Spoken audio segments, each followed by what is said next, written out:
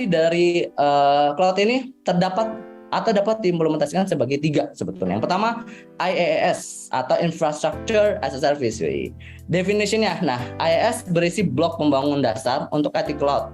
Layanan ini memberikan akses ke fitur jaringan, komputer, serta ruang penyimpanan data. IaaS memberikan tingkat fleksibilitas dan kontrol pengelolaan tertinggi atas sumber daya.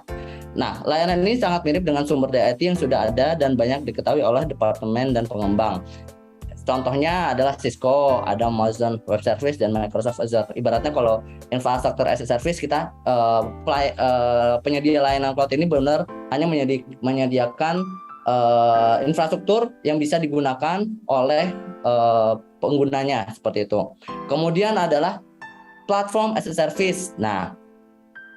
Definitionnya, jenis cloud computing ini menyediakan platform bagi developer untuk menciptakan dan menguji coba aplikasi secara online.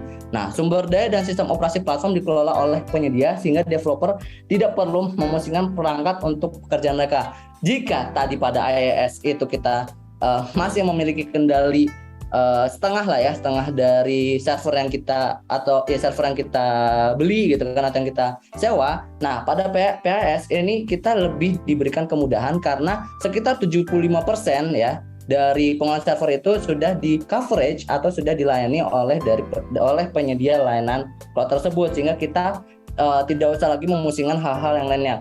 Jadi ketika cloud ini sendiri masih bisa, ketika kalian ingin saya mau belajar, saya masih mau ngoprek dan sebagainya, kalian bisa memilih penggunaan cloud pada IaaS. Tetapi ketika kalian memang berfokus untuk menjalankan bisnis kalian gitu kan, kalian bisa memilih yang namanya PaaS, seperti itu. Sampelnya contoh adalah ini salah satu cloud kilat gitu kan. Kemudian Amazon Web Service, Google App Engine. Kok Amazon Web Service ada di banyak? Ya, pada dasarnya memang Amazon Web Service merupakan atau masuk di dalam 2 karena layanan dari AWS itu banyak banget, seperti itu. Ada yang bisa sebagai infrastruktur, ada juga yang bisa sebagai platform. Dan yang terakhir adalah SaaS atau Software as a Service. Definisinya, Software as a Service merupakan aplikasi yang berbasis cloud. Jadi apapun ya, aplikasi yang berbasis cloud atau menggunakan cloud ya, itu tergolongnya atau masuknya sebagai SaaS. Jadi dengan SaaS ini kita tuh tidak perlu memikirkan penyimpanan data, pengembangan software atau pemeliharaan servernya. Kita hanya perlu tahu bagaimana cara menggunakan software tersebut. Konsep SaaS ini sebenarnya sudah cukup banyak ditemukan di teknologi end user.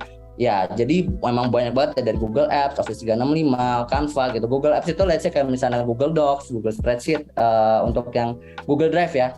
Tetapi tidak hanya terbatas di situ saja gitu kan. Semua aplikasi yang berbasis yang menggunakan cloud itu sudah masuknya sebagai SaaS. Contoh misalnya kalian tahu Moka gitu kan, atau misalnya kalian tahu Muda, ya Muda itu salah satu produk saya sebetulnya. Muda dari Luminto Sukses Komso itu untuk pengelolaan aplikasi pengelola sekolah gitu kan. Itu juga sudah berbasis cloud. Jadi end user hanya perlu mengetahui cara penggunaan dari software atau perangkat lunak tersebut. Tidak usah lagi memikirkan detail-detailnya, seperti itu.